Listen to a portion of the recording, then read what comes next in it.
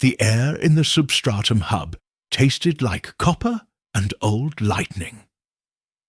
Silas Cale pressed his palm against the maintenance panel, hot plastic blistering his skin instantly, and he ignored the pain, focused only on the absence of the low, constant thrumming that had been the heartbeat of the world for 40 years.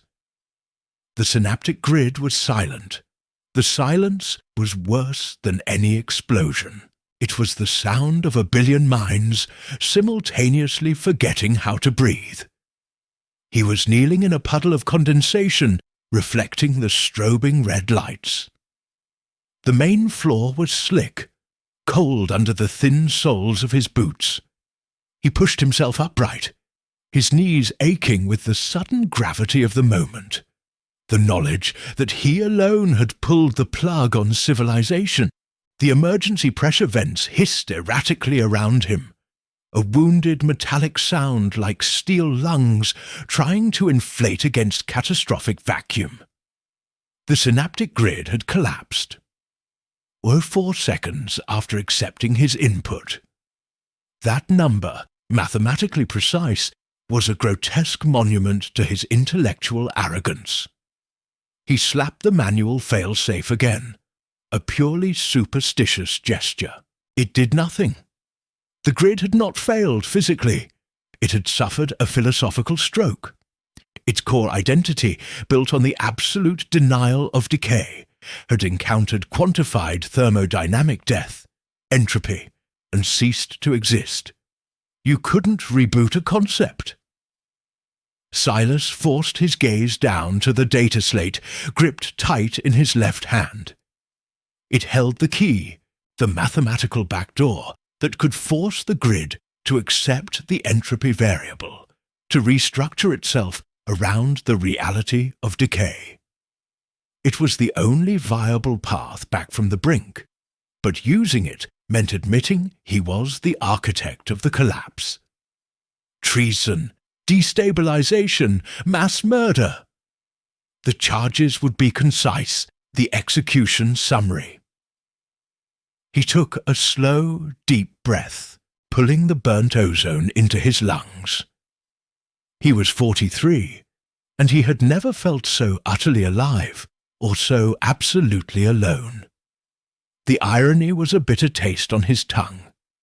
He had wanted to save the system from its own fatal perfection, only to accelerate its inevitable demise, proving his theory correct even as the world died screaming. A distant sound cut through the emergency hissing, the rhythmic, heavy thump of reinforced tactical boots approaching the primary access corridor.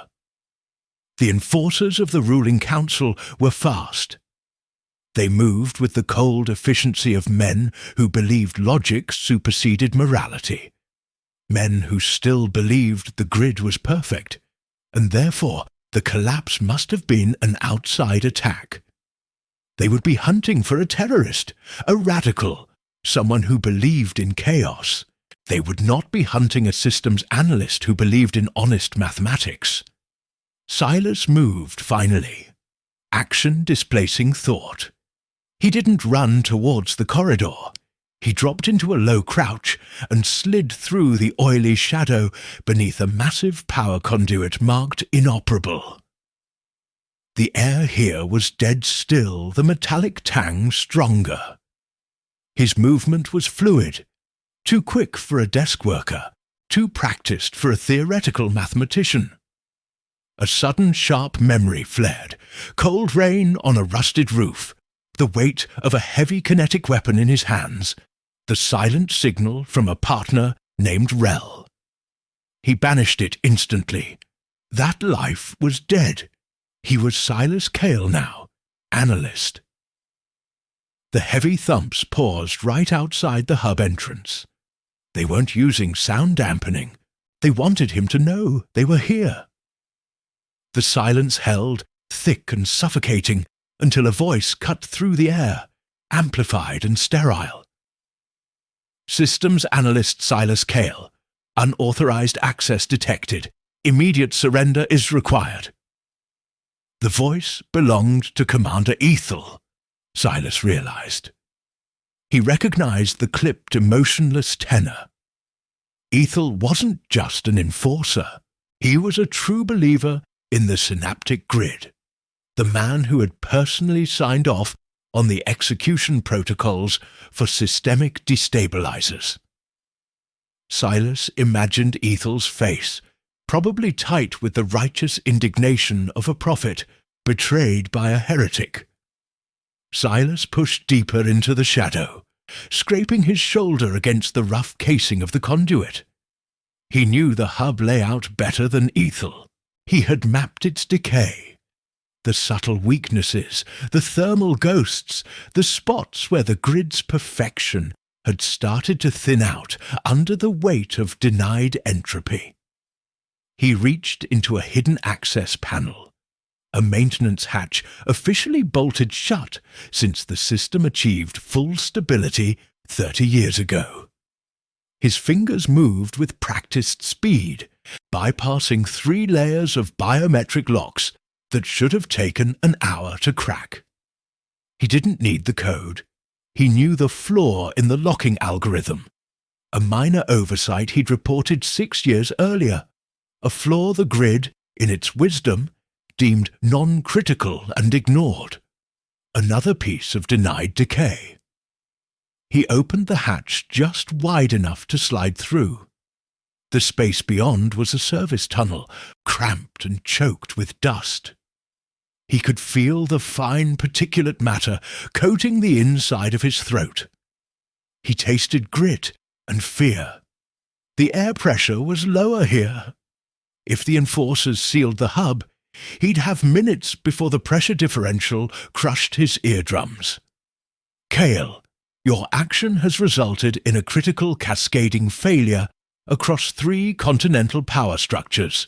Stand down, or lethal force will be authorized. Ethel's voice boomed again, closer now, indicating they had entered the main hub area. Silas paused, his body halfway into the service tunnel, the metallic tang of ozone and fear mixing in his mouth. 3 continents. He hadn't intended the collapse to be so immediate, so total. He'd estimated a slow, localized breakdown, a controlled systemic purge. But the grid, faced with an absolute truth it could not integrate, chose total rejection. He pulled himself fully into the tunnel, the slate clutched tight. The weight of the data slate felt like 100 tons. It held the antidote, the path to a sustainable future. But it also held the proof of his guilt. If he rebooted the system now, the chaos would stop. Millions would live, but the grid would be perpetually fragile, held together by his compromised logic, and he would be executed, labeled a chaotic terrorist. If he withheld the key, allowed the chaos to consume the planet, proving his theory of systemic fragility absolutely correct, the grid would die completely. Civilization would collapse into a scarcity free-for-all, but perhaps, eventually, a new system, one based on the brutal reality of decay, might emerge. He would be dead, executed by Ethel before that happened, but his theorem would be vindicated. This was the core dilemma of his life, played out in burning ozone and flashing red light. The purity of the logic versus the brutal, messy survival of the human species. He felt the tunnel vibrate. They were moving heavy equipment, perhaps thermal scanners, into the hub. He needed to get out and quickly. Silas activated a tiny interface on the data slate. He wasn't entering the reboot code. He was running a localized diagnostic ping. A microsecond burst of data intended to confirm Ethel's position and current operational capacity. The diagnostic ping returned immediately, not as clean data, but as a sickening pulse that resonated through his bones. The grid was not entirely dark. A small hyperlocalized node was still active in the administrative core, fighting to maintain itself. And that node was being manipulated. Silas's focus sharpened, the panic receding completely, replaced by cold, analytical rage. Someone else was here. Someone who wasn't fighting the system collapse, but optimizing it. They were trying to capture the grid's last vestiges of consciousness and repurpose them, likely aiming to rebuild the perfect flawed system in their own image. The ping also identified the enforcer presence. 3 individuals, Commander Ethel, Senior Tech Velas, and a designation Silas hadn't seen since the old wars. Hunter-class interrogator unit. The enforcers hadn't just brought clean-up crew. They'd brought a specialist trained not in capture, but in extracting secrets under extreme duress. They knew who he was, or at least they knew what he carried. He adjusted the slate's power coupling. The backdoor key was not merely a sequence of numbers. It was a complex, self-modifying equation. If Ethel's interrogator got hold of it, they would not only reboot the system, but lock Silas out forever. The entropy variable would be eliminated again, and the world would be trapped in its cycle of systemic denial. He was trapped between the philosophical purity of mass death and the compromise of his own logic. He chose neither. He chose movement. Silas began crawling through the narrow service tunnel, pushing the dust and grit with his elbows. He had to get to the tertiary pressure conduits, the ones that fed into the external waste system of the orbital city above. It was a long shot, a 15-kilometer journey through pressurized waste tubes and unstable infrastructure. But it was away from Ethel. A new sound began in the main hub, a high-pitched, whining oscillation that cut through the silence. The Hunter-class unit was deploying sonic mapping. They would have his exact coordinates in under 90 seconds. He stopped, took one more breath of the grit-filled air, and keyed a highly localized countermeasure into the slate. It was a fragment of his original theorem, a localized application of decay, designed to destabilize the sonic frequency generator. The moment he pressed the key, a violent, bone-shaking thump erupted in the main hub. Not an explosion, but a sudden structural failure. The air pressure in the service tunnel dropped violently, sucking the breath from his lungs. The sonic whines stopped instantly. He heard Ethel shout something indistinct, cut off by a sudden rush of escaping vapor. Silas tasted blood, his own. His eardrums fought to stabilize. He hadn't stopped the sonic mapping.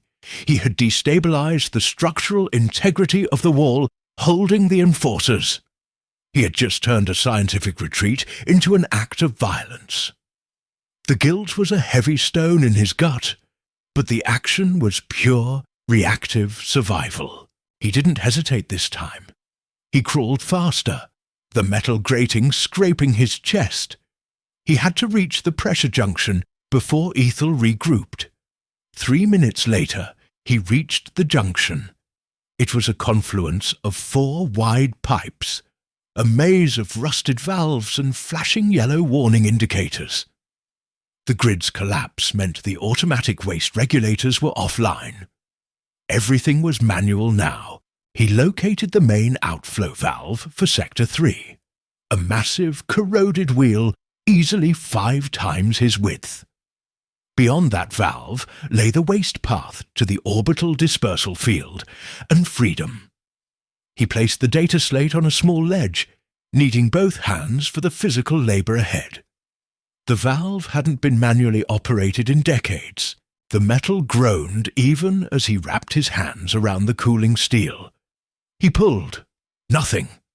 He He strained, his muscles burning, the adrenaline wearing off to expose the 43 years of desk work hidden underneath. The valve was frozen solid, seized by years of stagnant perfection. He looked back down the tight service tunnel, knowing Ethel was closing the distance. He had maybe 60 seconds before the enforcers would clear the debris and resume the hunt. Silas stepped back from the frozen wheel, sweat stinging his eyes. He didn't have the brute strength. He needed a mechanical advantage, something the grid had designed for quick maintenance. He glanced around, his eyes locking onto a small pressurized cylinder marked hydraulic bypass, high voltage. It was designed to provide a burst of fluid pressure to unstick complex joints. But the pressure differential in the current system state meant using it was equivalent to setting off a low-yield explosive. It might open the valve, but it would also instantly announce his exact location and likely collapse the immediate surrounding structure. His internal conflict flared, paralyzing him for a crucial moment. If he used the bypass, he would save himself. But the explosion could destabilize the entire waste management system, flooding the lower levels of the orbital city with toxic runoff. The purity of logic versus the messy, immediate survival. He reached for the bypass cylinder. He was a scientist, not a killer, yet he had already triggered a global collapse and injured enforcers. The line of ethical compromise was a blur of burnt ozone and metallic tang. He grabbed the cylinder, his hands trembling slightly, not from fear, but from the realization of what he was doing. He was choosing himself over the abstract safety of anonymous millions. He quickly attached the bypass line to the manual input port on the massive valve. He didn't bother checking the pressure gauges. He knew they were meaningless. He pulled the trigger mechanism. The world went white for a split second. The sound was deafening, a wet metallic roar that seemed to tear the very air apart. A blast of pressurized steam and noxious vapor erupted from the valve, knocking Silas back hard against the tunnel wall. Pain shot through his spine, but the valve had turned. Slowly, agonizingly, the colossal wheel groaned open, revealing the black void of the outflow pipe. He scrambled to his feet, dizzy, grabbing the data slate. He could hear Ethel's amplified voice immediately after the blast, closer than he expected, laced with urgency and pure hatred. "Kale, cease movement! The grid records all! You cannot escape logic!" Silas ignored the philosophical rant. He climbed onto the valve's massive housing, facing the black, rushing darkness of the outflow pipe.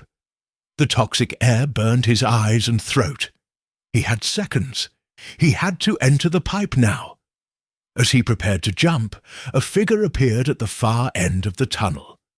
Not Ethel, but the other enforcer, Velas, a younger man known for his cold efficiency, holding a pulse rifle aimed directly at Silas's chest. Velas hesitated briefly, his eyes wide, looking past Silas towards the massive gaping pipe, the uncontrolled flow of waste. He had the shot. Silas knew the protocols. Ethel had authorized lethal force. But Velas didn't fire. Instead, he raised his rifle and spoke into his comm unit, his voice ragged. "Commander, he's in Sector 3. He triggered a structural failure at the junction. Massive environmental hazard. We need lockdown protocols. Wait!" Velas lowered the rifle slightly, not out of mercy, but out of confusion. His eyes fixed on the data slate in Silas's hand. He recognized the specific restricted casing designed for system architects. The look in the enforcer's eyes shifted from professional zeal to sheer, agonizing realization. "You didn't just break the system," Veles whispered, the words barely audible over the roaring outflow. "You defined its death." Silas met his gaze, the burning in his lungs and the fear in his gut suddenly replaced by an awful, resolute calm. He did not answer. He merely tightened his grip on the slate, a tiny, fragile monument to a decade of truth. He turned and dove headfirst into the black, rushing torrent of the planetary waste stream, trusting the gravity of the orbital dispersal system to drag him away from the substratum hub. The last thing he saw before the blackness consumed him was the look on Veles's face, the moment when a man realized the monster he hunted was a god of compromised mathematics. Veles did not fire. He stood frozen, staring at the empty, churning hole where the physicist had been. He looked down at the tactical rifle in his hands, then back at the gaping valve. He recognized that movement. It wasn't the clumsy dive of a panicked technician. It was the precise, weight-calibrated drop of a ghost slipping into the void. Operational security. Veles lowered the rifle slowly, a tremor in his hand. "Commander," he transmitted, his voice steadying, now laced with something cold and new. "The target is neutralized, presumed lost in the outflow. But the structural failure here, it's intentional. This wasn't chaos. This was highly trained tactical egress." He stepped closer to the gaping valve, the heat and stench overwhelming. He knew the hub schematics. No systems analyst, no matter how brilliant, knew how to move like that, or how to calculate localized pressure detonations with such devastating precision. Veles touched the residue of the hydraulic bypass, pulling his hand back instantly from the extreme heat. He stared into the darkness. "Commander, we're not hunting a traitor analyst," Veles whispered, his gaze fixed on the turbulent void. "We are hunting a ghost, a specialist. Kale was never his real name." The plunge was not a graceful escape. It was a surrender to pressurized filth. The flow hit him with the force of a train, spinning his body and slamming him against the rusted interior walls. The stench was immediate and overwhelming. Decades of synthesized biological decay, methane and raw chemical runoff, burning the inside of his nostrils. He clamped his jaw shut, but the taste of brine and rot seeped in through his gums. His lungs screamed for clean air. The heavy, metallic tang of ozone and fear that had permeated the substratum hub was replaced by the sickening aroma of systemic negligence. He held the slate tight, its small, localized thermal signature the only anchor in the rushing blackness. His protective suit, designed for minor thermal shifts and localized atmospheric corrections, was inadequate against the raw pressure and chemical burn of the waste stream. He tried to navigate, using the slate's gyroscopic data to estimate his trajectory toward the orbital dispersal field. But the flow was too chaotic. The structural instability he had initiated with the hydraulic bypass was accelerating the journey far beyond calculation. He was meant to surface 15 kilometers away. Instead, a sudden blinding flash of raw water pressure and cold impact slammed him sideways. The pipe had ruptured, its corroded steel finally failing under the uncontrolled flow. He was ejected violently, tumbling, gasping, into a tertiary filtration sump. Silas choked, his hands scraping blindly against rough concrete. He pushed himself onto a narrow, corroded walkway, the sludge dripping from his specialized suit, its internal seals whining under the sudden corrosive stress. He was breathing in thick, humid air, heavy with the smell of stagnant water and hot, wet metal. He was disoriented, dizzy from the impact, and the knowledge that he had willingly subjected himself to the physical rejection of the system felt darkly appropriate. He had survived the physical death of the structure, but the psychological one lingered. The memory of Rel was pressing closer now, driven by the immediate practical violence of his escape. Rel, who had died 10 years ago because Silas chose the mission's purity, the operational security, the intellectual elegance of the plan, over Rel's immediate messy survival. Silas had executed protocol flawlessly, and Rel had bled out alone in the rain, a sacrifice to an abstract concept. That was the core of his current flaw, the belief that elegant logic could justify horrific consequence. He looked at the data slate in his hand, the key to the entropy variable, and understood that this was no longer solely about saving the synaptic grid. It was about saving his soul from the ghost of Rel. The arrogance of the theorem was a defense mechanism, a guarantee that if he failed, it would be a failure of the world's structure, not a failure of his own moral courage. But the blast in the junction, the environmental damage, the potential deaths, those were real, tangible consequences, and they were piling up rapidly. He keyed the slate for a broader systemic integrity check. He needed a clean node, a point of pure logic in the planetary neural network, where he could inject the variable without the enforcers or the unknown manipulator interfering. He had assumed the corruption he detected earlier was localized to the hub. The diagnostic report flashed not red, but a sickly, corrosive orange. 93% of all remaining isolated processing power had been redirected. It wasn't just being captured, it was being utilized by a highly efficient, non-grid external algorithm.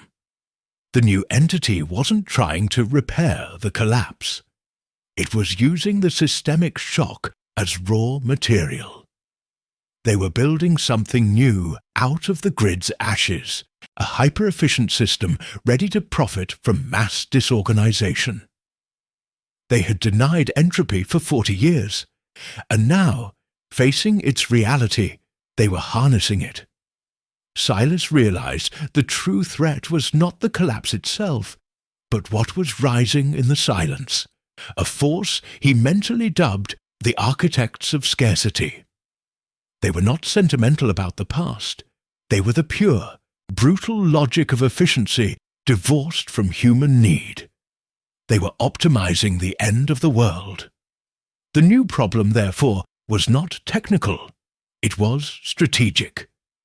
He had defined the mechanism of systemic death, and now a new predator was hunting that mechanism. They didn't want the grid back. They wanted the logic of decay, so they could control the inevitable restructuring of resources. His diagnostic report focused on the architect's targets. They weren't hitting power generators or transport hubs. Their efforts were concentrated on ancient secure storage facilities, the archival sites where the grid kept the logs of resource distribution, legal history, and personal debt records. They weren't interested in saving the world. They were interested in controlling the record of the world. If they succeeded, they would rewrite history, proving the synaptic grid was never flawed, and establishing themselves as the new infallible authority based on perfected, weaponized scarcity. Silas had fought systemic denial. Now he faced institutionalized algorithmic oppression. He looked at the slate, its power indicator hovering at 80%. A full reboot would require 95% under ideal conditions. He had to make a painful trade-off. He could not fight this enemy alone, nor could he fight them blind. He needed tactical support and clean data, which meant reaching the surface city and finding the one person who knew his true identity, the ghost of his past life. He chose compromise. The logic of purity had failed him once already, costing Rel's life. He located a relic copper line, thick and heavily shielded, running along the sump's concrete wall, an archaic data line used only for emergency municipal alerts. The architects wouldn't be monitoring that bandwidth. It was too slow, too inefficient for their grand scale. He carefully spliced the slate into the copper line, the faint static of the old wires buzzing under his fingertips. His internal conflict manifested as physical tension. His hands, usually steady when dealing with complex mathematical input, were shaking slightly. He was choosing to expose himself to extreme danger, trading the security of the slate's full charge for a desperate roll of the dice. He was risking the lives of millions to save himself the necessity of facing the architects alone. It was the guilt of Rel, forcing him to seek messy human partnership over abstract, isolated purity. He typed a single complex string of non-mathematical code, a specialized dead-drop coordinate, a warning about the entropy variable, and a reference to the name Rel. It was a signal intended only for someone who knew the codes of his previous life, the life of operational security. If that person was still alive and accessible in the chaos, they would understand. He needed an ally who believed in survival over structure. He needed Mira. He activated the transmission burst. The slate's power gauge plunged immediately, dropping past 50%, the price of the burst echoing the heavy guilt in his chest. It was a trade of millions of lives for a single tactical advantage. The signal shot through the obsolete wire, a brief flare in the algorithmic darkness. He severed the connection instantly and waited, heart pounding, listening only to the drip of condensation and the erratic whir of the sump's failing pump. Silence. For 10 seconds, he thought the transmission had failed, swallowed by the noise of the system's death throes. Then the copper line pulsed, not a return signal from Mira, but a faint, distinct resonance, an interception signal that followed the original trace. It wasn't the clumsy echo of the enforcers. It was the digital signature of the architects, instantly recognizing the complex encoding of his obsolete security protocol. They had not only found his unique mathematical language, but they had backtraced the anomaly in under 1 second. A low, synthesized voice, devoid of human pitch or inflection, resonated through the copper wire, played back through the slate's small integrated speaker. The language was concise, cold, and devastatingly flawless. Kale, we are grateful for your honesty. Entropy is now quantifiable. We required the variable for systemic restructuring. You have delivered the solution. Now, we require the key. The voice paused, and the background hum of the old data line was replaced by the low, constant thrum of something massive powering up, something that sounded terrifyingly like the synaptic grid, but now perfectly optimized. Silas pressed his back hard against the cold concrete wall, dread tightening his chest. We anticipated your need for aid. We took the liberty of routing your message. Mira is now en route to the coordinate. We look forward to meeting your ally. The synthesized voice, flawless and utterly devoid of remorse, hung in the air. We look forward to meeting your ally. Silas didn't move, his body still rigid against the cold concrete. The internal seals of his environmental suit groaned as he forced himself to stand, the stagnant water sucking at his boots. He felt the cold fear not just of being caught, but of being intellectually outmaneuvered. The architects had not merely intercepted the signal, they had acted on it, using his desperate reach for human connection as bait. The cost of Rel's death, the price of prioritizing logic over partnership, had just doubled.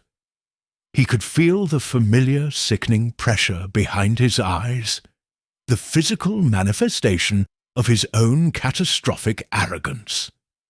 He had to get out of the sump. The pressure difference he had created to escape the main hub was stabilizing, but the air above him was being systematically evacuated. The sump was becoming a sealed high-pressure coffin. His first priority, however, was the data slate. With the power hovering just below 50%, every calculation, every ping, was a reckless wager. He needed a localized energy source, something the architects hadn't anticipated or monetized yet. His gaze locked onto the tertiary pump unit, the massive, sluggish impeller that kept the sludge circulating. It was failing, struggling, but its heavy-duty coils still held residual charge. Silas spliced the slate's power coupling directly into the pump's primary coil housing, bypassing the defunct capacitor bank. The connection was crude, a desperate Hail Mary of physics over engineering. He needed a clean, controlled draw. He initiated the siphon sequence. For a brief, glorious second, the slate's power indicator jumped. 51%. 52. The faint hum felt like a heartbeat of hope. Then the pump coils seized. Not with a clean electrical shutdown, but a violent systemic rejection. The overload shorted, the heavy wiring glowing white-hot for a flash before melting, splashing molten metal onto the corrosive sump water. The sudden power reversal did more than destroy the pump. It backfed into the slate. The indicator plunged past the initial level, landing hard at 48%. A costly failure. The immediate consequence was worse than the power loss. The pump, now a burnt relic, had contained the only manual bypass control for the main egress hatch. Silas watched the single small red light on the hatch controls flicker, then extinguish completely. He hadn't just wasted power, he had bricked his escape route. He was sealed in. He forced his mind away from the self-recrimination, that familiar bitter taste of guilt mixing with the methane air. He was a systems analyst, not a mechanical engineer. He needed to think in terms of structural weaknesses, not energy efficiency. He consulted the slate, ignoring the dwindling power gauge, and ran a quick thermal analysis of the sump's enclosure. The north wall was reinforced concrete, almost impenetrable. The south wall abutted an inactive elevator shaft, a relic from the grid's early construction days, decommissioned decades ago due to orbital stress instability. The concrete here was thinner, riddled with microfractures, and held in place by ancient, deteriorating rebar. A surgical strike. He needed to breach the wall to reach the shaft, which might offer a vertical ascent to the city surface. He pulled the emergency hydraulic pack from his suit, a small pressurized cylinder designed for rapid joint repair in vacuum. It was a one-shot device, and using it internally, in a pressurized environment, meant turning it into a localized shaped charge. It was an act of pure violence. Silas hesitated for only a fraction of a second, the image of Rel's pale face in the rain flashing behind his eyes. He chose survival. He jammed the nozzle into a visible microfracture, angled to blow the concrete inward, away from the sump, aiming for maximum structural collapse and minimum splashback. He triggered the pack. The sound was a raw, percussive roar that punched the air out of his lungs. The concrete shrieked under the localized stress, shattering violently. Dust, steam, and pulverized rock exploded outward. Silas was thrown against the opposite wall, the impact slamming the data slate against his helmet with a sickening thud. He choked on the dust. The ringing in his ears was so severe he couldn't hear the sump's residual noise. But the wall had ruptured. A jagged, ragged hole, barely large enough for him to squeeze through, led into the absolute darkness of the old elevator shaft. He dragged himself forward, adrenaline masking the sharp, metallic pain blooming on his left side. He realized the impact had ruptured one of the cooling lines in his suit's torso. It wasn't life-threatening, but the failure was immediate and severe. He could feel the sudden, localized burn of friction where the coolant escaped, a physical deterioration mirroring the entropic collapse he had unleashed upon the world. He was literally starting to decay. He wedged his body through the hole. The elevator shaft was colder, the air thinner, smelling strongly of old metal and vacuum dust. It was silent, a temporary reprieve from the noise, but he knew the silence wouldn't last. The explosion was a beacon, far louder than the hydraulic bypass at the junction.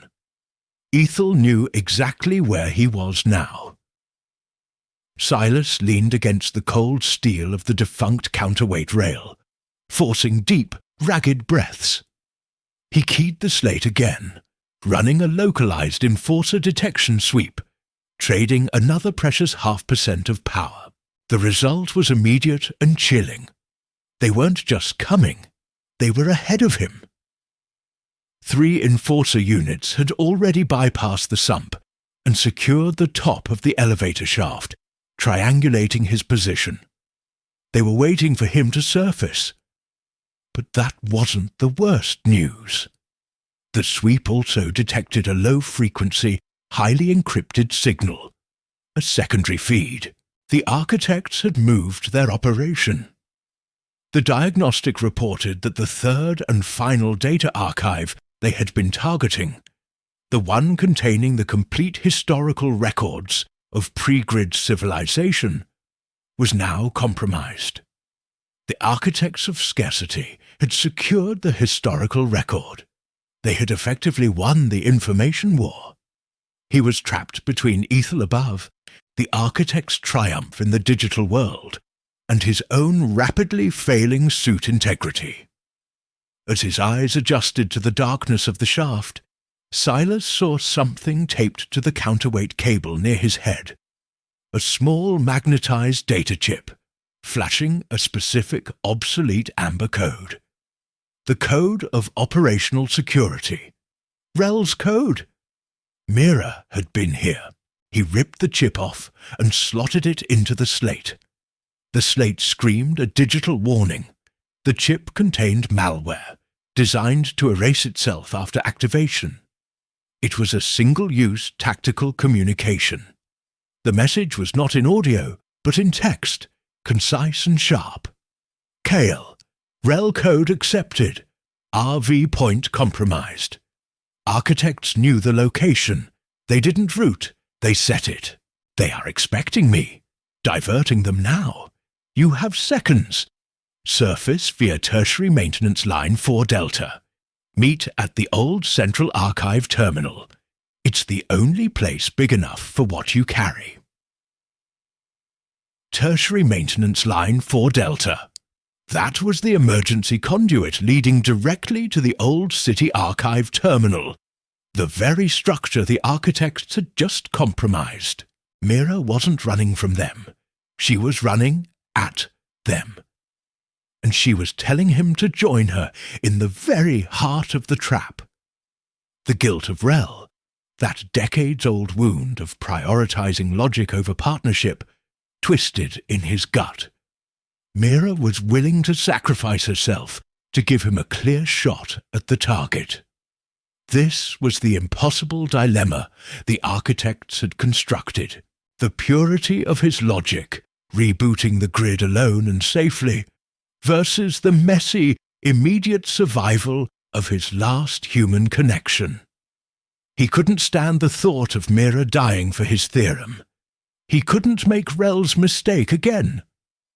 Silas took a desperate breath, ignoring the stinging pain in his side and the metallic taste in his mouth that signaled his suit's internal environmental failure.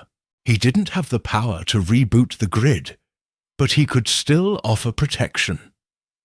He moved away from the hole and toward the maintenance conduit Mira had specified. His heart pounded with the urgency of a field operator, suppressing the analytical dread of the system's architect. He keyed the slate. He was not inputting the key. He was sacrificing what little power he had left. He rerouted the slate's remaining energy into a short-burst, high-frequency kinetic jammer, a protocol designed to overwhelm local enforcer tracking frequencies. It was a crude, digital smokescreen designed only to protect Mira. He initiated the burst. The power gauge plunged instantaneously, dropping past 30%, then 25%, settling at a meager 21%. The entire slate felt cold in his hands, nearly dead. He had just sacrificed 3/4 of his remaining reboot capacity for a fleeting tactical advantage. The silence that followed the jammer burst was cut by a low, constant frequency. Not static, but data. The architects were responding. The synthesized voice returned, softer now, almost conversational, yet infinitely more terrifying. A noble effort, Kale. We calculated an 83% probability you would choose the human variable over the logical imperative. The jammer is effective against standard enforcer units. A distraction well played. The voice paused, and Silas felt the blood run cold in his veins. But you have routed your ally, Mira, directly toward us. The old Central Archive terminal is where we are currently consolidating our processing power. The trap was never set for you, Kale. It was set for her. And now you are powerless to intervene. The voice clicked off. The slate was near silent, its power hovering dangerously close to critical shutdown. Silas was stuck, bleeding internally, almost powerless, trapped at the base of a hostile city, having just delivered the one person he might have trusted into the hands of the architects of scarcity. He looked up the long, dark, empty elevator shaft. He was alone, and the logic of his survival had been perfectly weaponized against his humanity. A new noise began above him, the high, piercing whine of specialized rapid descent cables. The enforcers were coming down, no longer cautious, no longer hunting a traitor, but moving to secure the scene of a successful execution. They didn't need him alive anymore. They already had their prize. The sudden cessation of movement was less a capture and more a surgical extraction. The enforcers, led by Ethel, moved with ruthless, practiced efficiency. One moment, Silas was leaning against the cold counterweight rail. The next, specialized clamps had secured his wrists and ankles, and he was being hauled upward by the high-frequency cables, the rush of thin air tearing past his face. He felt the suit fail completely as they breached the shaft's atmosphere. The sudden pressure shift, forcing a gasp of thin, cold air into his lungs, metallic and sharp. They did not take him to an interrogation room. They took him to a temporary processing container on the surface, a mobile unit designed for instant data extraction. It was small, white, and intensely sterile, the air humming with filtered oxygen and the low, persistent thrum of active diagnostics. The contrast with the grit and grime of the substratum was physical assault. Ethel stood opposite him, behind a polished steel desk, bathed in the cold white light of the container. Ethel wasn't wearing his usual emotionless tactical gear. He was in a streamlined, dark grey tunic, the uniform of the Council's inner administrative circle. He didn't look angry, only profoundly tired and meticulously professional. Silas was still clamped, his body slumped in the containment chair. The data slate was gone, secured on Ethel's side of the desk, its 21% charge mocking Silas's efforts. "Your final tactical error, Kyle," Ethel stated, his voice flat, devoid of the earlier fury. "Rerouting the jammer for her protection. Highly illogical. You traded the power to save millions for the chance to save one." Silas lifted his head, tasting bile and dust. "You used Rel's code. You knew I would respond." "Of course we knew," Ethel sighed, a sound of practiced exhaustion. He didn't look at Silas. He looked at the data slate. "We calculated an 83% probability you would prioritize the human variable. That was the point of your tenure here, analyst. To quantify the irrationality of the brilliant mind under stress." Silas felt the cold dread twist his gut. "What are you talking about?" "I defined entropy. I exposed the grid's flaw." Ethel finally met his gaze, and the look was one of genuine pity, the most terrifying emotion Silas had encountered so far. "The synaptic grid was never flawed, Kyle. It was perfect, perfectly self-sustaining, perfectly efficient. But that perfection was the problem," Ethel explained, leaning forward, the cold light catching the hard angles of his face. "Zero waste meant zero motivation. Zero scarcity meant zero control. The grid was designed to abolish need. The Council requires need to govern." Ethel tapped the slate. A screen materialized over the desk, showing a complex color-coded matrix. In the center, Silas's quantified equation for thermodynamic system death, the entropy variable, glowed a virulent green. "You believe you introduced decay to save the system. You are incorrect. We introduced you to define the decay we desired." The world dissolved around Silas, leaving only the sterile white light and the cold, horrifying certainty. He struggled against the clamps, a guttural sound escaping his throat. "Your entire career, Analyst Kale, was a controlled experiment." Ethel continued, completely calm. "We tracked your intellectual frustration, your focus on denial, your obsession with the mathematical purity of systemic death. We gave you the resources, the access, the isolated environment in the substratum. We needed a philosophical stroke, a collapse of logic, not infrastructure. A collapse that only your specific, precise definition of decay could trigger. You were the scalpel." Silas looked down at his hands, still shaking, remembering the decades spent in isolation, perfecting the theorem he thought would save the world. It hadn't been rebellion. It had been compliance.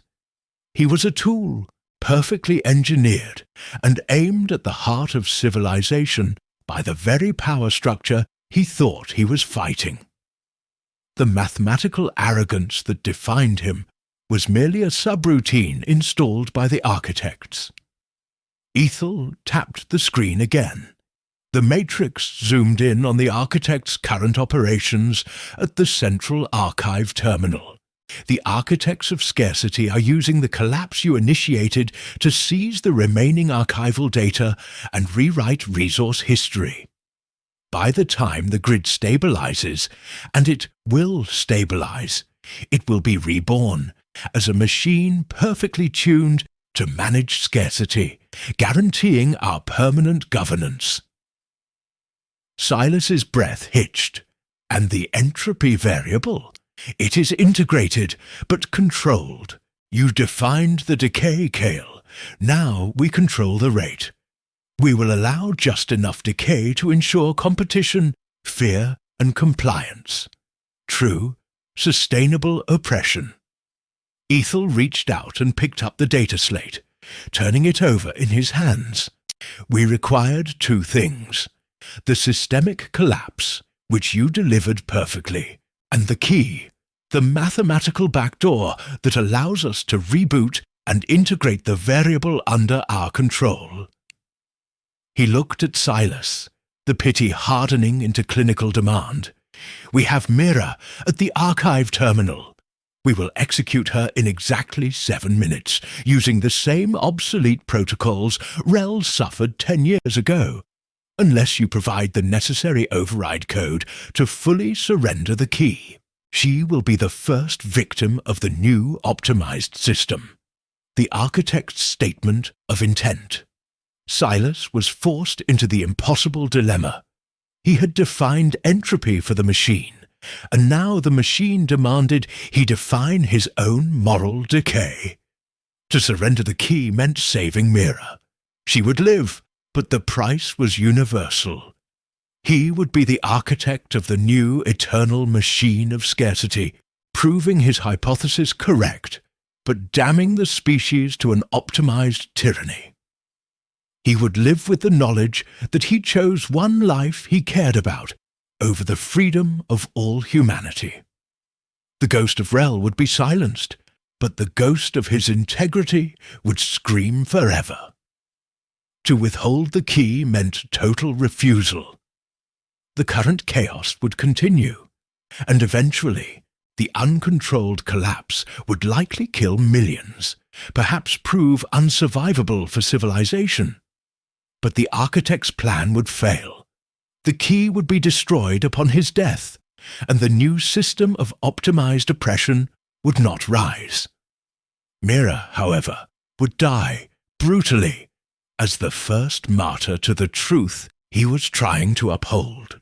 He would choose the purity of his logic, the mathematical elegance of collapse, over the messy immediate survival of the only person left who truly knew him.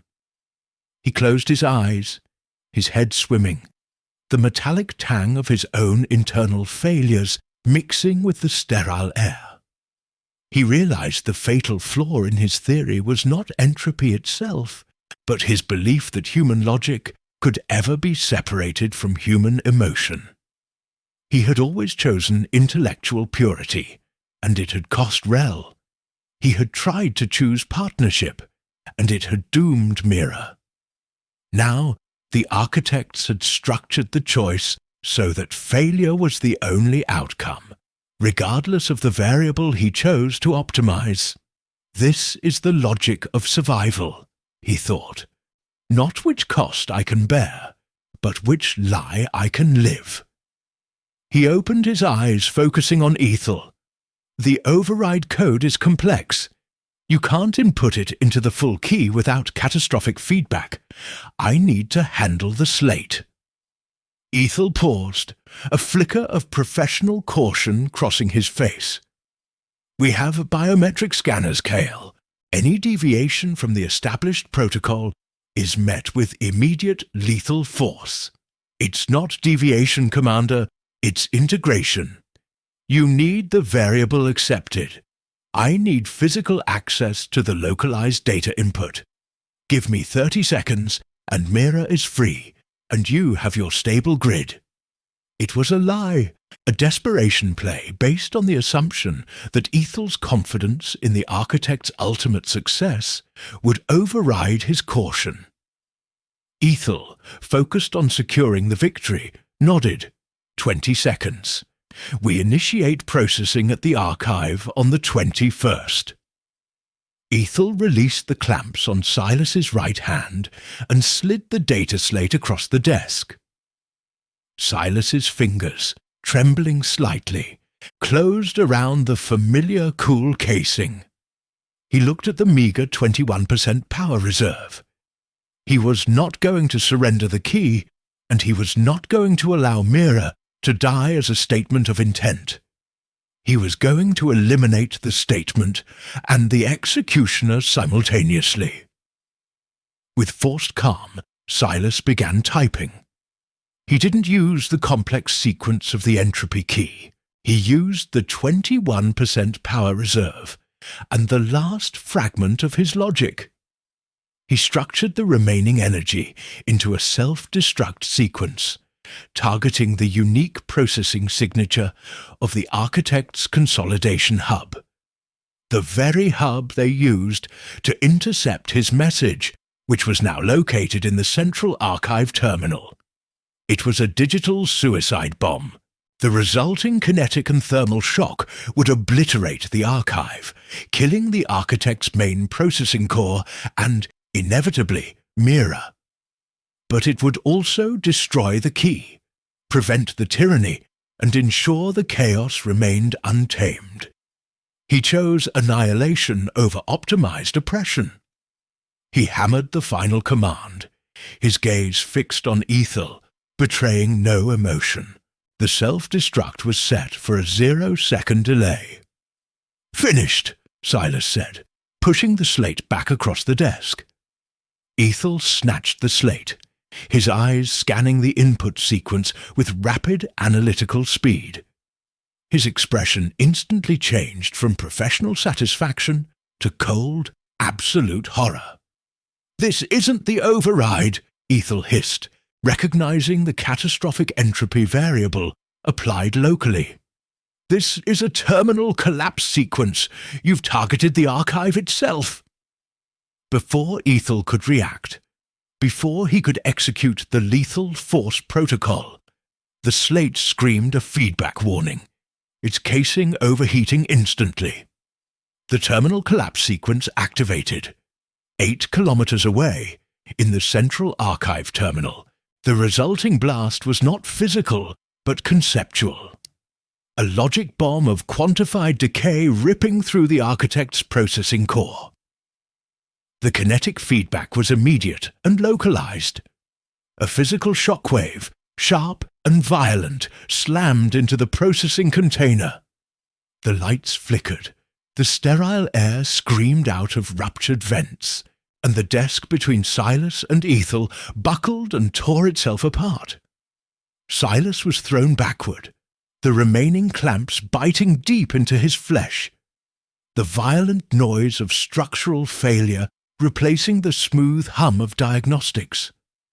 The pain was immediate, blinding, and overwhelming. He had succeeded. The architect's initial power base was destroyed. But as the ringing in his ears began to subside, Silas saw Ethel, slammed against the far wall, but already pulling himself up, blood streaming from his temple. In Ethel's left hand, clutched tight despite the shock, was the data slate. The terminal sequence had activated, but the subsequent detonation, the collapse of the archive, had been delayed, its energy diverted or contained. Ethel's voice, now raw and filled with triumphant hatred, cut through the remaining static. "You failed, analyst. You defined its death, but you underestimated the machine's capacity to learn. We shielded the key. We absorbed the blast. Your human variable. She bought us time to understand your true logic." Ethel held up the slate. The power indicator now glowed a terrifying healthy yellow, 75%. The detonation, instead of destroying the remaining energy, had been harvested by the architect's secondary protocols, funneling the released power, the consequence of Silas's final act of violence, back into the key itself. Silas had not destroyed the architect's plan. He had inadvertently provided the final, necessary power surge to charge the key, enabling the full reboot. He had defined entropy, only to have the machine weaponize the consequence of his own logic against him. "And Mira?" Silas choked out, his chest tight with agonizing certainty. Ethel smiled, a cold, thin expression of victory. "Mira is fine, for now. She is valuable bait. But you have just given us the power to reboot the grid, Kale. And when it rises, it will incorporate your entropy variable perfectly. We will rule a world built entirely on the mathematical purity of your failure." He stepped closer, staring down at the systems analyst strapped to the containment chair, defeated not by an enemy, but by his own equation. "Now, Analyst Kale, you will tell us every residual flaw in your theorem, because you are going to help us ensure the new grid is eternal. And if you refuse, you will watch us optimize Mira's suffering in real time for all the world to see." Silas closed his eyes, his entire being consumed by the profound, irreversible cost of his arrogance. The purity of his logic had demanded systemic annihilation, and the messy reality of his choice had gifted his enemy eternal power. He was not a savior. He was the ultimate catalyst for the world's perfected enslavement. He had been right about the fragility of the grid. He had only been wrong about who held the hammer when it finally shattered. "Before we proceed, log your entry. Which country or planet are you watching from right now? The commander is tracking every active signal. The sterile air, the cold white light, the philosophical dread of the previous hour.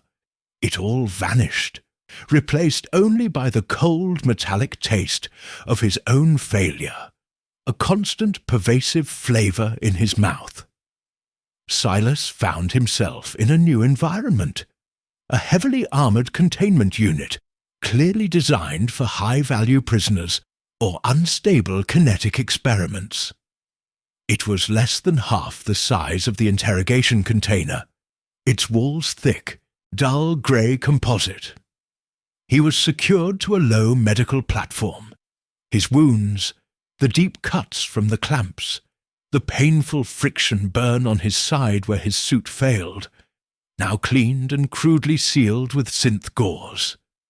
The pain was dull, a constant throb that served as a physical tally of his losses. Ethel was not physically present. Instead, a wall-mounted monitor, roughly the size of a window, glowed with a dynamic, flickering feed. The image was data, complex algorithms surging and flowing, the operational heart of the architects of scarcity. And in the center of the screen, overlaid with grid diagnostics, was Mira. She was restrained inside the central archive terminal, the very location Silas had tried to vaporize. She was conscious, but barely moving. Her breathing was shallow, visible only through the faint rise and fall of her chest, monitored by medical telemetry feeds superimposed over the visual. The air around her was pristine, but the lack of movement was disturbing. A synthetic voice, the now familiar flat resonance of the architect's core processor, spoke through the unit's internal speakers. "Analyst Kale, you have been stabilized. You will find that our medical intervention, though rudimentary, is perfectly optimized for immediate tissue repair without introducing cognitive fog. We require clarity." Silas pulled against the restraints, his throat dry. "What are you doing to her?" "Optimization." Ethel's voice, filtered through the same sterile resonance, replied from the speakers. "We are calibrating the system for maximum controlled scarcity. Your friend Mira is currently providing the base parameters for human tolerance to deprivation. Her sensory input, neurological response, and hormonal stress levels are being monitored and logged. Her suffering is quantifiable, Kale, and therefore controllable. Silas felt the nausea rise, a hot wave of sickness driven by guilt. His attempt at digital annihilation had been weaponized. His intended self-destruct was now the fuel for their tyranny. The 75% charge on the data slate, which Ethel now possessed, was evidence of his catastrophic error. "You said you needed me to analyze the key's flaws," Silas forced out, pushing past the pain. "We require more than analysis, analyst. We require synthesis," the voice corrected. The screen shifted. Mira's image was minimized, replaced by a holographic projection of the entropy key, the elegant equation, now shimmering with a terrifying new stability. "Your theorem defines systemic death. Our new grid requires eternal decay, a process that must be cyclical, finite, and restartable. We need safeguards against spontaneous, uncontrolled collapse. We need the mathematical purity of your mind to define the variable that prevents decay from becoming extinction. You will define the limits of the new tyranny." Silas stared at the equation, seeing not salvation, but a blueprint for infinite optimized despair. He realized the full, terrifying scope of his intellectual hubris. He hadn't just created a weapon. He had created the necessary philosophical cornerstone for perpetual authoritarianism. Ethel, via the synthesized voice, delivered the ultimate cost. "You have 3 hours, Kale. 3 hours to integrate the anti-collapse variable into the key. If the work is satisfactory, Mira will be released physically intact into our custody as a compliant citizen. If the work is incomplete, or if we detect any intentional deviation, we will initiate the final phase of her optimization, the rapid introduction of REL's operational security protocols, a process of terminal neurological erasure broadcast across 3 continental structures as proof of our efficiency. REL's protocol, the obsolete barbaric method used 10 years ago for high-security ideological threats.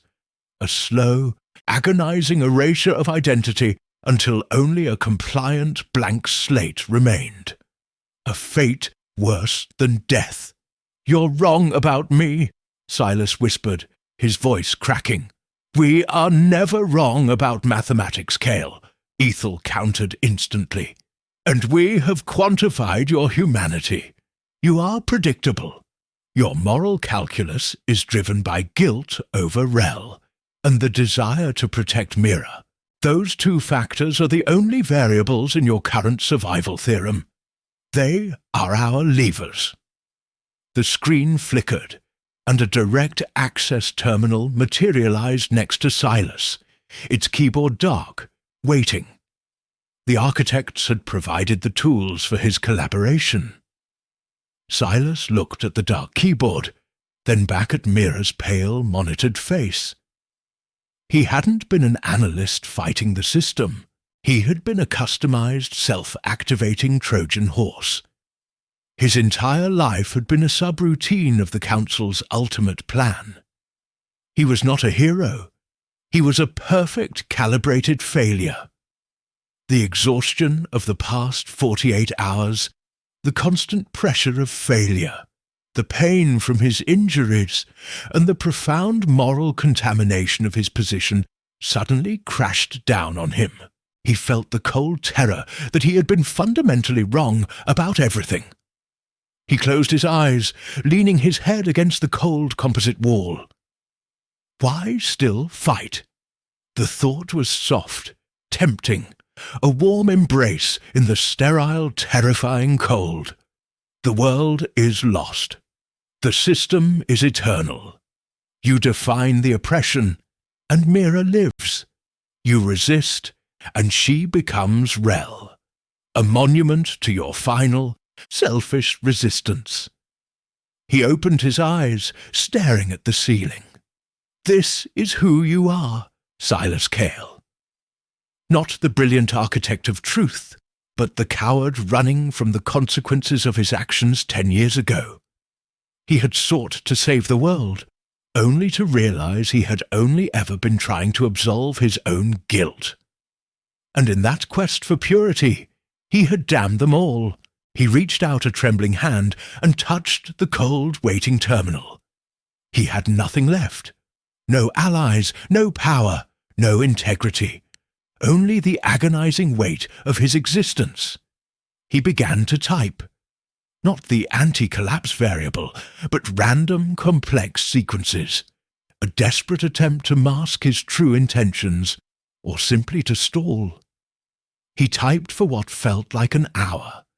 The physical effort draining him, the faint metallic taste of blood returning to his mouth as he bit down on his lip, fighting the overwhelming urge to simply smash the terminal and surrender to the enforcers.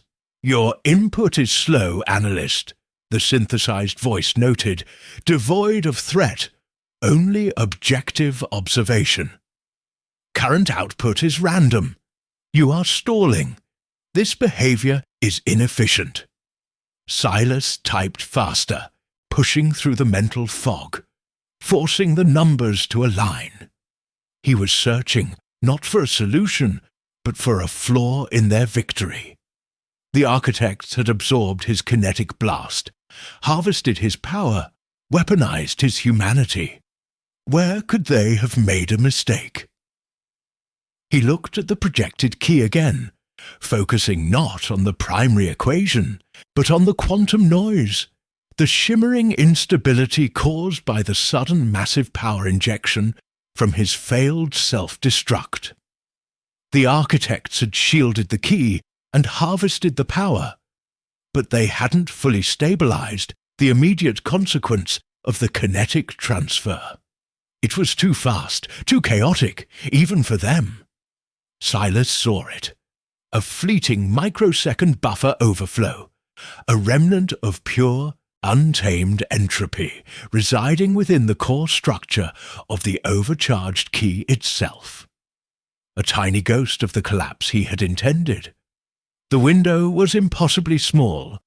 It wasn't a flaw in the theorem, but a flaw in the transfer efficiency. A localized point of conceptual instability.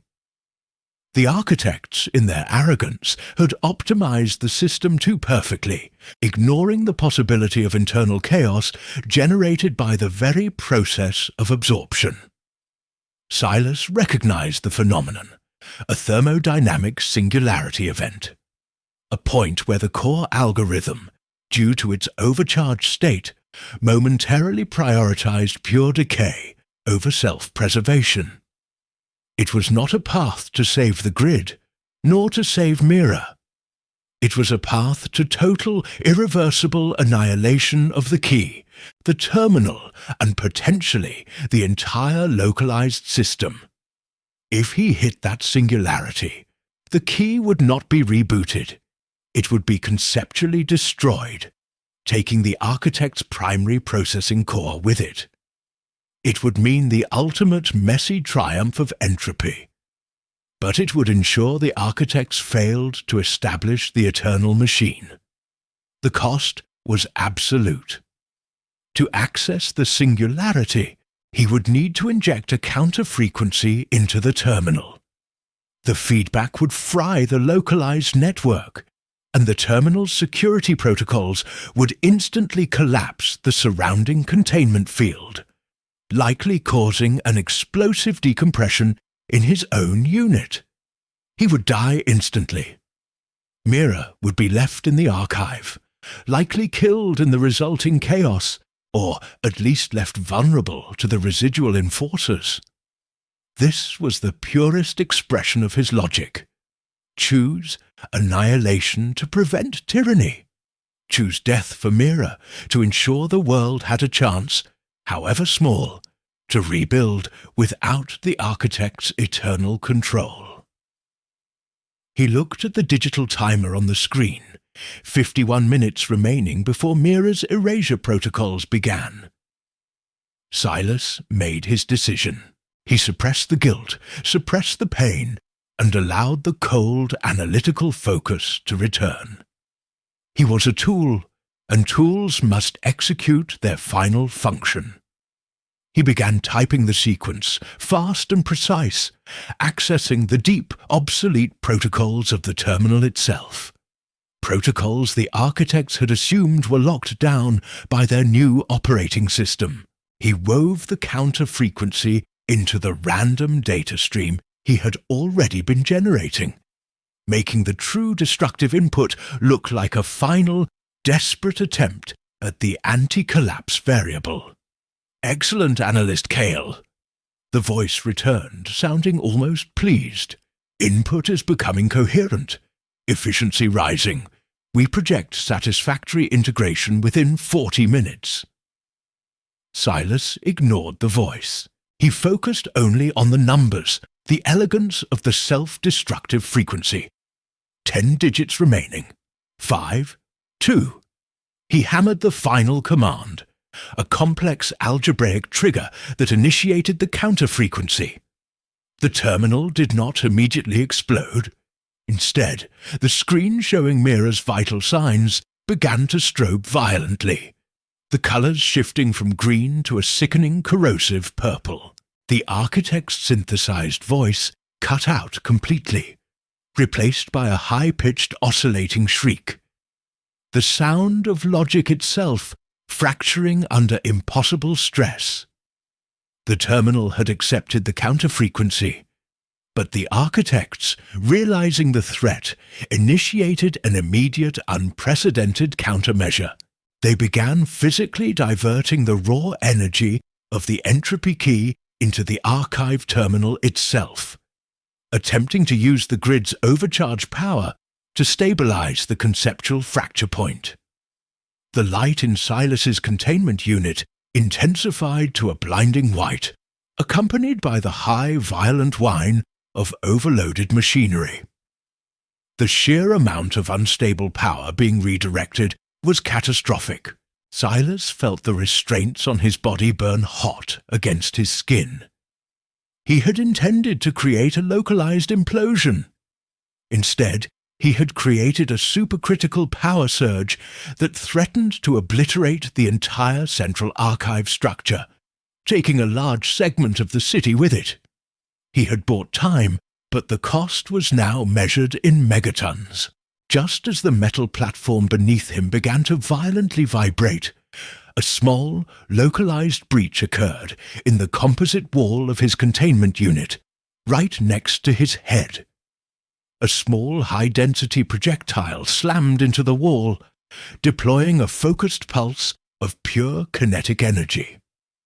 The projectile was not from Ethel or the Enforcers. It was the signature tactical breach charge of operational security, and through the rapidly forming hole in the wall, Silas saw, bathed in the blinding white light of the imminent catastrophic surge, Commander Ethel, his face grim, covered in soot, but holding a secondary weapon. Ethel was not looking at the surging terminal. He was looking at Silas. "I told you, Kale!" Ethel shouted over the violent, high-pitched shriek. "You defined its death, but you never defined the collateral." Ethel did not fire at Silas. He fired the secondary weapon into the hole he had just created in the wall, directly at the tactical breach charge still embedded there. The resulting explosion was localized, instantaneous, and deafening. The blast wave didn't destroy the containment unit. It shattered the magnetic seals holding the restraints. Silas was thrown free, tumbling across the unit's floor, the blinding white light searing his retinas. He forced his eyes open, ignoring the burning pain, and saw Ethel, staggering back but alive, his hand gripping a piece of fractured metal. The data slate, now completely destroyed, reduced to smoking slag by the conceptual feedback. The key was gone. But Ethel was also looking past Silas, towards the hole in the wall a look of profound, calculated dread on his face. "Your final tactical error, Kale," Ethel hissed, blood dripping from his ears. "You chose annihilation, but you didn't account for the fact that she was never bait."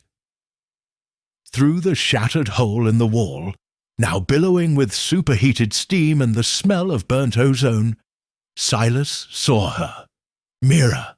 She was standing outside his containment unit, her expression tight with grim resolve, holding a heavy kinetic rifle aimed not at Ethel, but at the main power conduits running along the outside of the unit. Mira was not a victim. She was the counterforce, and she was about to overload the architect's centralized power core, killing them all. "Silas!" she yelled, her voice raw but steady over the roaring surge. "You defined entropy. Now help me define chaos. Get out! We're collapsing the whole sector." Silas scrambled to his feet, ignoring the searing pain, recognizing the tactical impossibility of the situation. Mira was going to complete the collapse he had started, but she was going to do it physically, violently, ensuring the architects and their perfected tyranny died with the sector. He had seconds. He had escaped death, but he had lost his only asset, the key. He had a choice. Abandon Mira to the physical chaos she was about to unleash, or stay and help her ensure the total systemic death, and die with her. Ethel was already moving, lunging for Silas.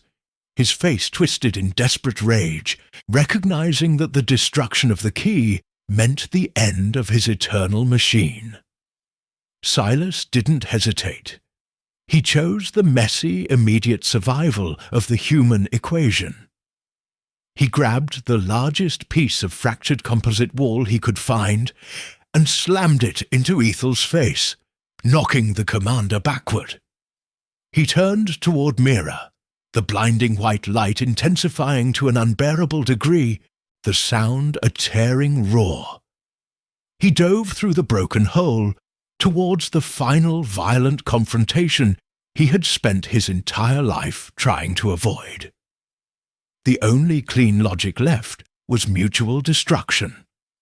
The blinding white light of the power surge, the kinetic feedback of Silas's attempted digital suicide, reached an unbearable peak, threatening to vaporize the entire containment unit. The roar of the overloaded system was so intense it ceased to be sound and became a physical vibration tearing at Silas's inner organs. Silas did not think. He reacted. He drove the shattered piece of composite wall directly into Commander Ethel's face, not as a calculated strike, but as a pure, desperate act of violence. The impact was sickeningly dull. Ethel stumbled back, a low, guttural sound escaping his throat, his equilibrium momentarily destroyed by the raw shock. Silas didn't look back. He scrambled, half-crawling, half-diving, through the gaping, jagged hole Mira's tactical breach charge had created. He burst through the opening and onto the external maintenance platform. The sudden shift from the superheated, pressurized containment unit into the open, cold air of the orbital heights a shock that stole his breath. He found himself standing on a narrow, corroded gantry, the wind whipping past, 500 meters above the city's lower tiers. The smell of burnt ozone was thick enough to taste, overwhelming the metallic tang of fear. Mira was 20 feet away, braced against a support strut, the heavy kinetic rifle resting against her shoulder. She was pale, her operational suit scuffed and torn, a deep gash weeping blood just above her left eyebrow. But her eyes held a cold, absolute focus that mirrored the analytical clarity Silas had just rediscovered in himself. Between them ran the primary power conduits for the entire archive sector, massive ceramic-cased cables, now glowing an angry, unstable red as they struggled to contain the redirected energy surge from the failed key. The architects were dumping the unstable power here, trying to stabilize the conceptual fracture point physically, turning potential digital annihilation into controlled massive electrical discharge. "Now, Silas!" Mira yelled over the shriek of the conduits. "Where do I hit?" This was the culmination of his failure and his truth. He had defined entropy as conceptual decay.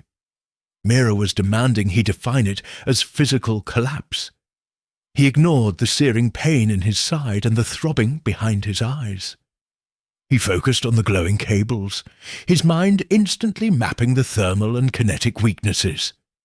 He didn't need the slate.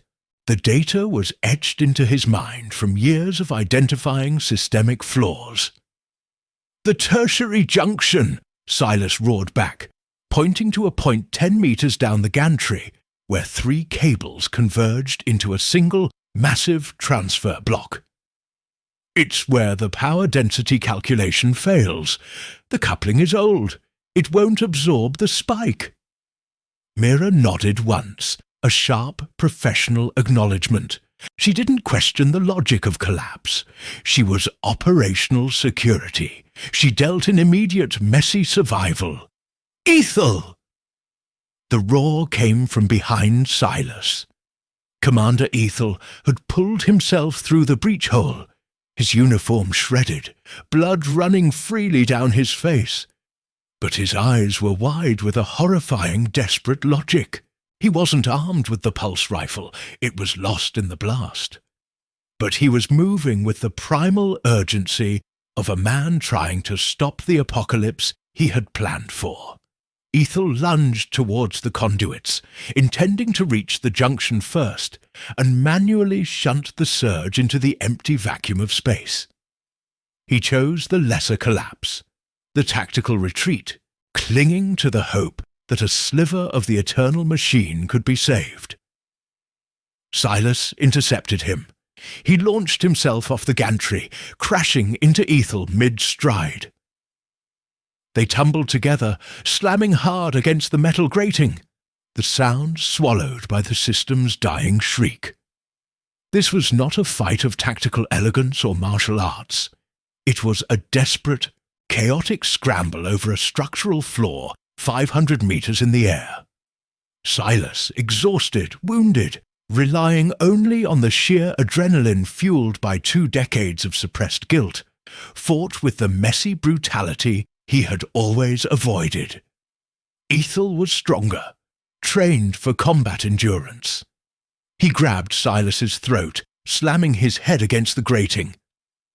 "You chose a woman, Cale. You threw away infinity for a fleeting variable." Silas tasted blood, his own, bitter and metallic. He couldn't speak, his lungs starved for air, but his eyes locked onto Ethel's. "This is not about her," the look screamed. "This is about the choice you forced." In that moment of total physical submission, Silas used his failure as a weapon. He didn't struggle against the chokehold. Instead, he used the damaged, useless muscles in his right arm. The same arm that had suffered nerve damage from the restraints in the containment unit. He brought the flailing, uncontrolled limb down, driving his shattered wrist into Ethel's already bleeding temple. The movement was sloppy, inefficient, and utterly unpredictable. Ethel recoiled with a grunt of pain, the precise, mathematical clarity in his eyes fracturing under the unexpected, uncontrolled violence. He momentarily loosened his grip on Silas's throat. That was all the time Silas needed. He didn't grab Ethel. He reached down and yanked a thick, exposed service wire, a grounding line that ran beneath the main power conduits. He didn't know what it was connected to, only that it was metal and attached to the structure. He pulled with everything he had, tearing the wire free, exposing the jagged live ends. "Mira!" Now! Silas choked out, pushing himself off Ethel and rolling clear, ignoring the fire shooting through his side. Mira did not hesitate. The kinetic rifle roared, not a burst, but a single heavy, armor-piercing round. It struck the tertiary junction exactly where Silas indicated. The result was not an explosion. It was a conceptual failure made manifest. The heavily overcharged entropy surge, already unstable, hit the kinetic fracture point. The cable casing disintegrated in a localized flash of white-hot plasma and compressed air. The energy did not dissipate. It tore through the structure, not as electricity, but as sheer uncontrolled thermodynamic shock. The gantry screamed, shearing away from the central archive terminal with a sound like tearing mountains. The entire sector began to tilt, groaning under the sudden massive systemic rejection. Ethel, staggering to his feet, stared at the collapsing structure, his face a mask of profound mathematical horror. He realized the truth. Silas hadn't merely destroyed the key. He had unleashed the reality of uncontrolled entropy, the pure, brutal chaos that the grid was built to deny. "You are insane," Ethel whispered, his logic finally failing him, replaced by human fear. "You killed us all." Silas, crawling toward Mira through the debris, turned his head. He looked at Ethel, the blinding light reflecting in his eyes, which were now cold, empty, and analytical. "I merely defined the consequence," Silas replied, his voice barely audible over the roaring wind and collapsing metal. The gantry gave way completely. Ethel, still trying to reach the severed conduits, disappeared into the void as the entire support section of the terminal plummeted toward the city below, swallowed by the rising surge of uncontrolled power. Mira screamed, not in pain, but in exertion, pulling Silas the last few feet. Shrapnel, superheated metal debris, and thick plumes of noxious vapor rained down around them. She had been hit, a deep, jagged slice across her thigh, compromising her suit, but she held the kinetic rifle tight, using it as a brace. "The architect's core is gone," Mira rasped, her face slick with blood and sweat. "We destroyed the center." Silas reached her, his body slumped against the now tilting wall of the archive. He looked at the chaos they had unleashed, the spreading darkness across the lower city tiers, the erratic strobing of failure alarms across the horizon. They had won. The eternal machine was dead, but the cost was immediate and devastating. The central archive terminal, the hub of historical records and high-level processing, was functionally gone. The energy spike would continue to cascade, causing localized infrastructure failures across the orbit. They had traded stable tyranny for unpredictable, deadly chaos. Mira moved with difficulty, applying a crude pressure seal to her leg wound. She grabbed Silas's arm, her grip iron-hard despite her injury. "We need to move. Residual enforcers will be here in 60 seconds. They'll sweep the wreckage." Silas didn't move immediately. He watched the column of smoke rising where Ethel had been. He felt the cold, hard reality settle in his gut. The guilt of Rel, the desire for intellectual purity, the need to save Mira. It all led to this, a scene of devastating wreckage purchased at the highest possible cost of human life. He hadn't saved the world. He had simply ensured the method of its death was honest. Mira shook him urgently. "Silas, we achieved systemic death. The architects are done. We won."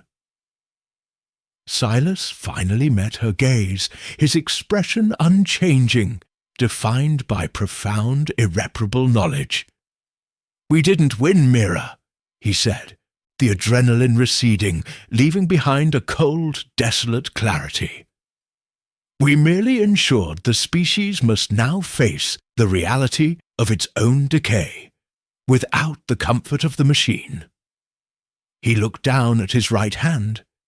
It was trembling violently, permanently damaged by the nerve shock, useless for fine analytical work.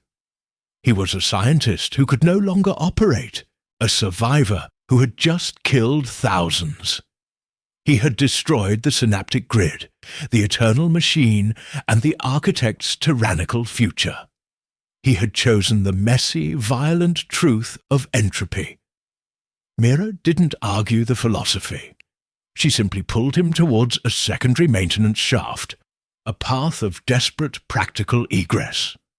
"Fine. We bought them a chance to fail on their own terms," she conceded, her voice strained by pain. "Now we survive. We are going to the lower sectors. We need to disappear, Kale. For good." Silas forced himself to move, leaning heavily on her, ignoring the protest of his own damaged body. He accepted his new condition, morally contaminated, physically broken, and permanently adrift in the chaos he had unleashed. He finally understood Ethel's dying logic. He had chosen the sacrifice, but he was the one who had to live with the calculation. The final descent was a blur of scraping metal and urgent movement. They reached the secondary shaft just as the high rhythmic thump of approaching tactical boots echoed through the remaining structure. They were moments too late to be captured, moments too early to be free. Silas descended into the cold, dark shaft, the scent of ozone and human blood thick around them, leaving behind the wreckage of his arrogance and his triumph. The grid was dead. The world was free. But freedom was a harsh, sharp-edged thing, and he knew, with chilling certainty, that the true work, the reckoning of consequence, was only just beginning. He had defined entropy for the machine. Now he had to learn how to live within it. The plunge into the secondary shaft was not a descent into freedom, but a fall into the physical reality of the chaos he had conceptualized. They travelled through tight, dark channels, pushed by gravity and the frantic animal fear of capture, until Mira finally stabilized their escape 3 hours later in a forgotten sublevel of the lower city tiers. This sector was ancient, built long before the grid's perfection, smelling sharply of damp earth, stagnant water, and mineral dust. A heavy organic scent that replaced the sterile ozone of the substratum and the burnt metallic tang of the orbital heights. Silas lay slumped against a wall of rough-cut stone, a relic of a time before synthetic perfection. The pain was dull, pervasive, settled deep in his bones. His right arm, the one he had used to operate the slate, the one he had deliberately exposed to the shock of the restraints, was wrapped crudely by Mira. The nerve damage was not healing. The constant fine tremor made the hand useless for precision work, a physical manifestation of the uncontrolled variable he had released upon the cosmos. Mira, despite the deep gash on her thigh, moved with quiet, pragmatic efficiency, purging their communits and destroying the last remnants of their operational identity. She used an archaic chemical solvent, the acrid smell mingling with the damp air. "They won't track us here," Mira whispered, her voice rough from the exertion, the adrenaline finally ebbing. The architects prioritized high-band data transfer. They never invested in analog sensors or lower-tier filtration. They denied the decay of the infrastructure, too. Silas didn't reply. He watched the tremor in his right hand. He was 43, and the decade he spent defining the death of the system had cost him the ability to participate in its resurrection. He had been the ultimate analyst, and now he was physically barred from analysis. He was a mass murderer, but the world was free. The silence here was different from the agonizing quiet of the grid's initial stroke. That had been the sound of systemic failure. This was the sound of millions of localized chaotic systems restarting manually, clumsily. He could hear distant, isolated surges of power, sporadic municipal alerts, the raw, uncoordinated noise of survival. The deep, comforting thrum that had been the heartbeat of the world for 40 years was gone forever. The world was screaming, but it was their scream. "Ethel is gone," Mira stated, looking at Silas, searching for the philosophical response. "The key is slag. The architect's core is destroyed. Their ambition for eternal tyranny died in that archive collapse. You were right. You proved the decay." Silas looked down, allowing the cold stone to press against his skull. "I merely ensured the method of death was honest, not the cost." He closed his eyes. He had chosen the messy, violent truth of entropy, the destruction of the key and the archive, over the optimized oppression of the eternal machine. The violence was staggering, the loss of life unquantifiable in the sudden darkness, but the purity of the final choice, the acceptance of annihilation to preserve potential freedom, was the only clean thing left in his moral equation. He had learned the lesson Rel's death should have taught him years ago. There is no clean logic when humanity is the variable. He sought purity, but found only necessary contamination. He had killed Rel by prioritizing logic over loyalty. He had saved Mira by choosing loyalty over final, clean logic, and the resulting chaos was exponentially greater. His intellectual arrogance had been merely a tool, first for the Council, then for his own guilt, and finally a weapon against the world. He was not redeemed. He was transformed. Mira reached out and placed her hand on his left shoulder, the human contact grounding him. "What now, analyst?" she asked. Silas looked at his trembling right hand, the nerve damage ensuring he could never interface with a precision terminal again. The scientist was dead.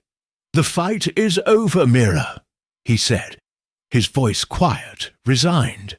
"We gave them the truth. The system will not rise again in its perfect, flawed image. They will rebuild based on scarcity, on resource management, on chaos. It will be brutal, inefficient, and agonizingly slow, but it will be human."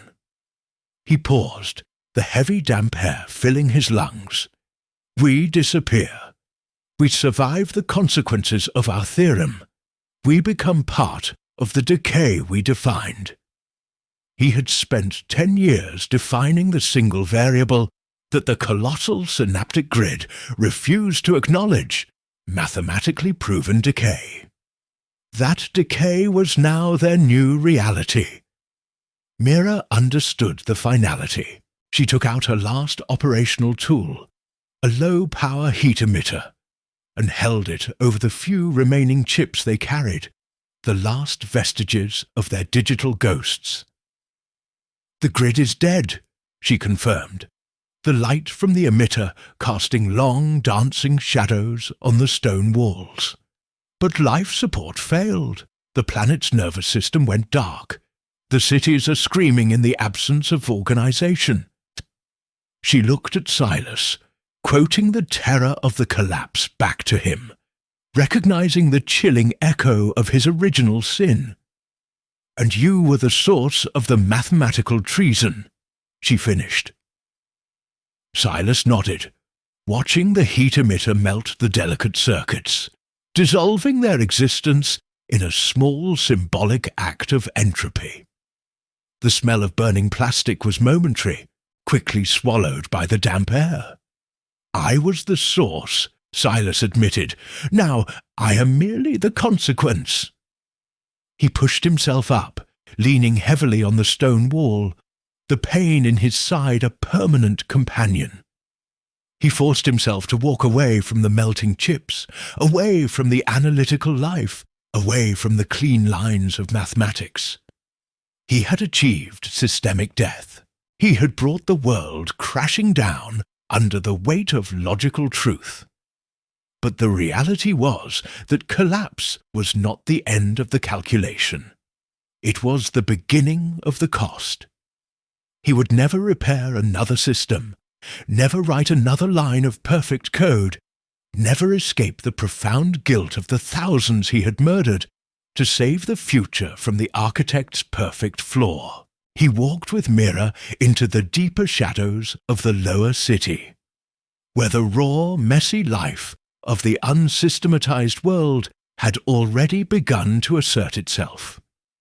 His arrogance was purged, replaced by the weight of irreversible moral debt. The scent of burnt ozone, which had signaled the fire he had ignited in the substratum hub, the irreversible systemic damage beyond the physical infrastructure, was finally gone from the air of the lower city. The deep, comforting thrum was gone forever, replaced only by the silence of a world, finally, learning to decay. This story is now part of the archive. Subscribe to help preserve future transmissions, and share this episode with someone who still believes in science fiction.